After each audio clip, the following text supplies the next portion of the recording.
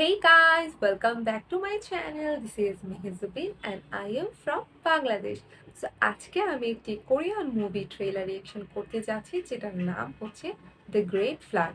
So এখানে অভিনয় করছে কিম দামি এবং পার্ক হিউসো। সো তাহলে আমরা দ্য গ্রেট ফ্লাড মুভি ট্রেলারটি রিঅ্যাকশন করা শুরু করছি। 1, 2, 3।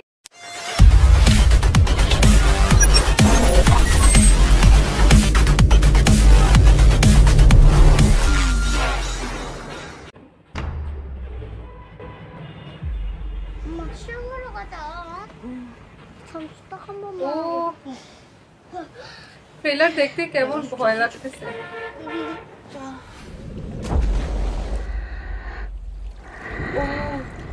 Oh my goodness. 와. ও এটা আমাকে অনেক ট্রমা দিবে। লাস্ট ইয়ার আমাদের শহরেও হয়েছিল ফ্লাড। ও 무서워.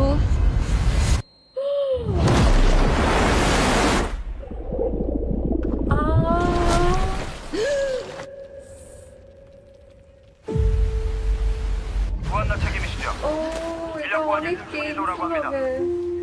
일단 헬기가 임시 보호소 가면 কংক্রিট 이미 উটোপিয়ার 떨어질 কথা 거야. মনে পড়ে যাচ্ছে। 빨리 가야 돼. পানি ঢুকে 내가 어떻게 শর্ট 호출을 সার্কিট হচ্ছে। 그쪽이 새 인류를 만들어야 한답니다. I think 그쪽밖에 এটার 없어요. সাথে আরো কিছু ব্যাপার যোগ আছে।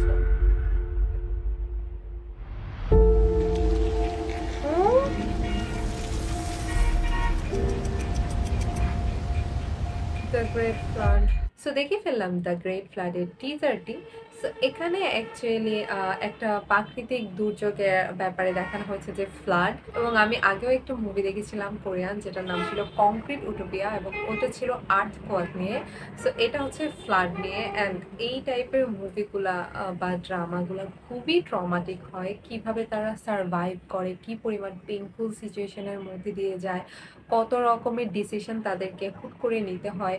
আবার এখানে প্রাকৃতিক দুর্যোগ থেকেও যে মানুষ কতটা ভয়াবহ হতে পারে, মানুষের কারণে মানুষের মৃত্যুটা বেশি দ্রুত হতে পারে, এই জিনিসগুলোও উঠে আসে। যার কারণে আমার কাছে এই ব্যাপারটা খুবই ট্রমা লাগে।